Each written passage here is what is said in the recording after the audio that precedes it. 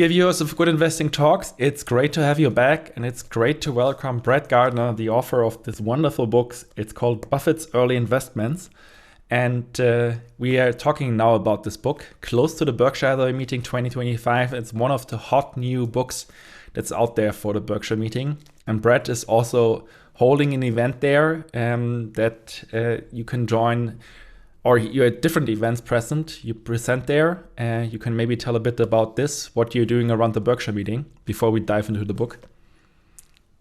Sure. Thanks for having me, Tillman. So I'm going to be speaking at a couple of events that weekend.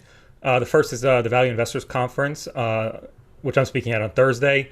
I'm also speaking at the Gabelli Breakfast on Friday morning, a private event with the Entrepreneurs Organization, then Value X in the afternoon, as well as a fireside chat hosted by Disserine Group and Red Eye in Friday evening. And finally, I will be selling books at the Markel Brunch Sunday morning. So there's a great opportunity for everyone to meet you in Omaha and also get a signed book copy if you still have some to sell, and there will also be recordings of these events, I think, for sure. And so if you search for Brett, you find more on the book if you want to learn more outside of this podcast. But maybe let's get back to the book. You've spent 1 year on writing this book. Was it worth it, Brett? Absolutely. So, not only did I find the experience of writing and researching this part of Buffett's career rewarding, but it's got me in touch with a ton of incredibly impressive people, such as yourself, Tillman, and many members of the good investing community. I've been very lucky that sales have been good, the reception has been positive, and I've been able to meet a ton of incredibly impressive people over the course of marketing the book. That's great to hear. Why was such a book missing in the Berkshire book universe? So there are so many books about Berkshire, but why did you see this missing? Sure. I think that there were kind of two main reasons why I wrote the book. One was that I thought that this period of Buffett's career was misunderstood. And the reason why I thought it was misunderstood is that the documents are very difficult to come by. So in the book, I go through 10 case studies of investments Buffett made in the 1950s and 1960s.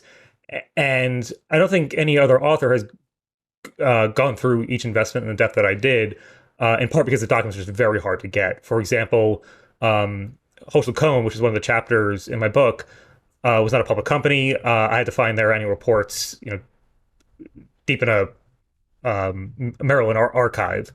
So that's why I think that these are kind of like understudied companies. It's just hard to get the research material necessary to do the work.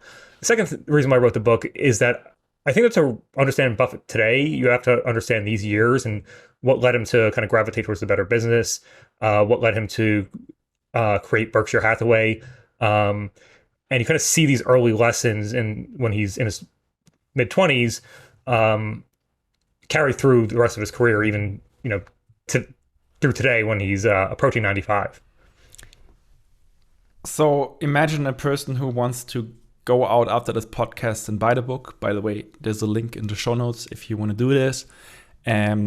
How can or should this person read the book? Is it more like a brunch buffet where you can pick out different snacks, or is it more like a nice dinner table where you should sit down and someone brings you the food in its exact order and you have to follow this order? How have you designed the book to be read?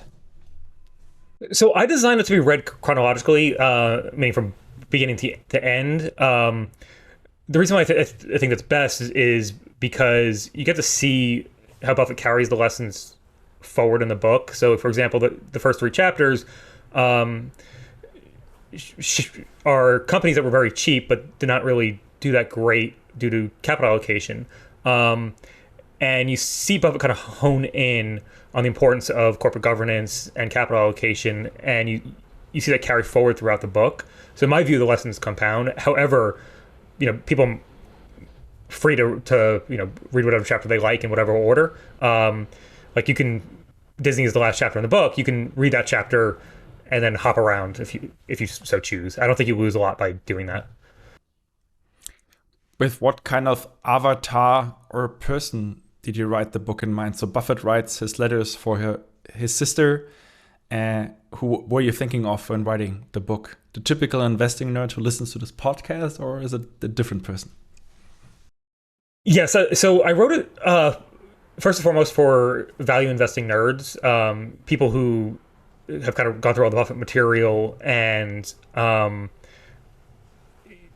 of worship Buffett the same way I do. However, I wanted to write in a way that anybody can get anything out of it. Like anybody with like a passing interest in business history or Warren Buffett would find it informative, I think.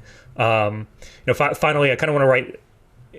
I wanted to write the book that I wanted to read, especially when I was younger and like in college, where it's not the financial metrics aren't too intricate, and the writing is the book is written in a way that it's very easy to read and understand. So I was hoping that like anybody with like accounting or finance background, like maybe a year one or two student, would understand it. Is there any other group especially resonating with the book you were surprised about? I think that I've gotten a lot of inbound from people who are not investors, but are kind of just like interested in Buffett. These people have reached out to me and said how much they like the book, and that kind of surprised me. Where I thought it was pretty much going to be like only the value investing nerds. But industry folks have seemed to enjoy it as well. With the book, as with every other story, you have to put a start and an end, and you leave out some stuff of this history. Did you leave out something that could be worth investigating further, and if so, why? Sure. So there were a couple investments that I wrote about that I ended up stripping out of the book for a couple of reasons. One was this company called Time and Close, which is a net that did poorly. And I took that out of the book because it was going to be my fourth net like that, where it just didn't work out. And I thought that the readers got the point, basically. The first three stories are kind of similar. And having a fourth one like that didn't really do much for the reader, in my view. The other company I wrote about was Lone Star Steel, which actually makes a quick appearance in the Philadelphia and Reading chapter. I had it one in the initial manuscript, and I took it out to swap it out for American Express. I didn't feel comfortable writing about Lone Star Steel because there were a couple of facts I couldn't nail down. I couldn't get certain documents. Generally, though, I think that there's still a lot of ground to cover in this period of Buffett's career. The issue is that I think it's hard because the relevant documents are not publicly available. So, I think Buffett has tons of archives that may become available one day that might be worth digging into. So you have this chapters that are kind of also like oriented around investment cases. I hope people can see this. Here's Walt Disney, for instance. And which three cases are your personal favorites? It's hard to ask such a question, so sorry for this, but where you said, oh, I could spend another book just on this case, and why? So my three favorite are Philadelphia and Reading, Walt Disney Productions, and then Amex. So Philadelphia and Reading, to me, is the inspiration of Berkshire Hathaway, where it's Buffett's largest position when he's 24 years old.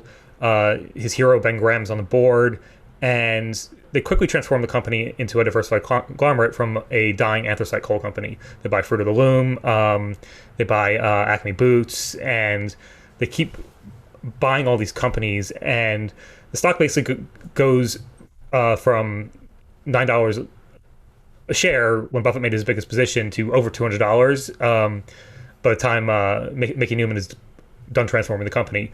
And I think Buffett was like 24 years old and sitting in his Graham Newman office, seeing what they were doing with the company, and had the idea in his head that he was going to do this one day. My second favorite investment in the book is Walt Disney Productions.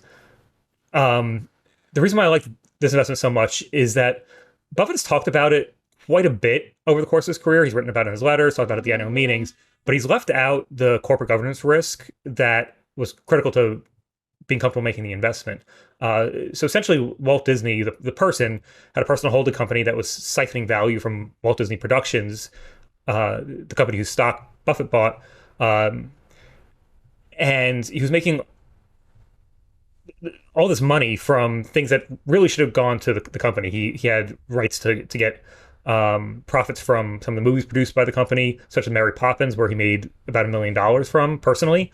And Buffett really had to investigate and understand these risks, and he's never really talked about them publicly. So I thought I covered new ground there that I'd actually love to hear Buffett comment on. The third investment was American Express. So this was the most profitable partnership investment. And a couple of things I really like the chapter. One is the history of American Express, the company. So I trace it back from its foundings in 1850 and talk about where it was when Buffett bought it in 1964. From an express business to money order business to travel checks business, then finally to the charge card in 1964. I just kind of love studying that history. And the second thing is I dived pretty deeply into the salad oil scandal, which led to the stock getting cheap. And I think there's a lot of intricacies around that scandal that are not necessarily understood by the investing public. Hey, Tinman here. It's great that you've made it that far into the video, and I think it shows a certain passion for investing you're having. If you want to dive deeper and go further down the rabbit hole, you're invited to apply to my community, Good Investing Plus. It's a place that's very helpful to people who are ambitious about investing. It's helpful to investment talent as well as experienced fund managers. So if you're interested, please click on the link below. And now, without further ado, enjoy the conversation. Thank you. For everyone who just is there for information about the book, now is a good time to maybe end the podcast and just buy the book, because the second part I want to spend a bit talking about the writing of the book and the offer process. The link is below if you just want to go out and buy the book. But I also have a few questions for Brad. So what did you learn about yourself when you were writing the book? That's a great question. I think I learned that I liked researching more than writing. I kind of love going through the old files and reading books on the companies. But the writing process was very hard for me. So I had a lot of the research done before I took a year off to actually do the writing. And I thought that that was the most difficult part of the book, was actually writing in a way that people might find interesting, and also figuring out how to cut things out. And I like to think I got a lot better as a writer. And part of that is understanding that like all the information you have in your head is not that interesting to a reader. And also you need to present it in a way that they're able to understand your point, rather than just throwing facts at them. How did writing the book transform you as a person? So if you think about you without the book and now, how are you different? I think I'm a lot more patient when reviewing other people's creative endeavors, because I know how much hard work goes into it. For example, if I go to see a play, I'm not as harsh as a critic as I was a couple of years ago. So I think I got a little nicer. And how did it also change your social capital, your network, and people you know? Sure. So I've gotten a lot of outreach over the book from people who obviously wouldn't have known me otherwise. I've gotten invitations to speak at events that I wouldn't have. For example, the Gabelli Conference, Guy Spears Get Value X. So it's put me in touch with a ton of like incredibly thoughtful investors, which I'm very lucky to have had happen. What are your key learnings about the publishing process of a book you took away from this endeavor? That's a great question. So I actually initially had an agent who was going to sell the book to publishers, and I didn't think that he was selling the book properly. So I ended up doing it myself. And I got an introduction to Harriman House, who eventually made an offer. I think the thing that I took away was that you have to fight for your book, meaning I had an offer from another publisher who wanted to change the tone and slant the book in ways that I was unwilling to do. I really wanted to write the book that I wanted to write. And I was kind of inflexible about the conclusions and things like that. The other thing is that I think I learned that it's all pretty much on your shoulders. So I talked to other authors throughout this process, including some who have sold millions of copies, and they've all said the same thing, that like everything is kind of on your shoulders, from like the marketing, even the editing to a large extent. I worked with a great editor at Harriman House, but it's all on you. It's 100% your work and responsibility to make sure it's a product you like, and to make sure people know about it. The marketing, I think, is a heavier lift than I anticipated when I started writing, where you think that you make a couple of LinkedIn posts or Twitter posts and everybody knows who you are, but you're gonna have to keep at it and go on podcasts and speak at events as much as you can. What kind of false estimate did you have before you went through this whole process? Or you kind of answered this a bit, but maybe there's more. Yeah, I thought the marketing process would be a little bit easier, where I thought that like once you did 5 or 6 podcasts, you were kind of done and everybody knows about you. I thought that more people would buy the book without needing to market, which is kind of a silly assumption that like everybody, you make a couple tweets and everybody sees it. So I think that's probably the big one, is that the marketing is just a little bit harder than you think, and making sure that the books get into people's hands is more difficult, more challenging, and more work than you anticipate. So maybe reframe this a bit differently. How hard is it to sell a book? So that's a tough question. So I'm monitoring my sales monthly, obviously, and the biggest thing that drove sales was the Wall Street Journal article on the book by Jason Zweig. That led to a big gap up, and then there's been other things that have been really beneficial. For example, Michael Mauboussin tweeted about it, which I'm very grateful for. I've heard some investors have talked about it at conferences. So it's always very hard to tie sales to a specific thing, other than the Wall Street Journal article, which I think very clearly gave me a big boost. So it's more about just keeping at it and being tenacious, and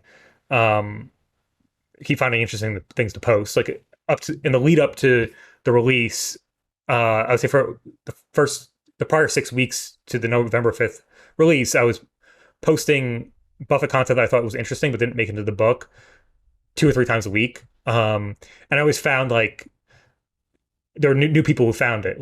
And I also was surprised at the unpredictability of success, meaning I would post something that I thought was like absolutely fascinating, thought it would go viral, and it get like 500 views. And then I'd post something that I thought was like not that interesting, and it get like 24,000. So it was more about the consistency of posts than what I viewed as the quality. And obviously there's a balance. You shouldn't just be, engagement farming, but you do have to keep posting, keeping at people's minds. And there were a couple funny interactions on Twitter where like people who would engage with the post would be like, "Oh, I still haven't bought your book yet," and I'm like, I thought you really liked the stuff I was posting, and if you do, you should buy the book because that's much better than Twitter posts. So you just really have to keep being tenacious and trying to be top of mind. Like, I think everybody knows that you're trying to promote, and you don't want to be overly promotional, but people are going to forgive you for making 5 posts a week, I think. Good. With Twitter interactions, you sometimes have interesting interactions there. Yeah. How much do you have a rough estimates how much time you've spent percentage-wise in researching, writing, and selling or promoting or distributing the book? So it's cumulatively probably about 70%, 75% researching, 15-20% actually writing.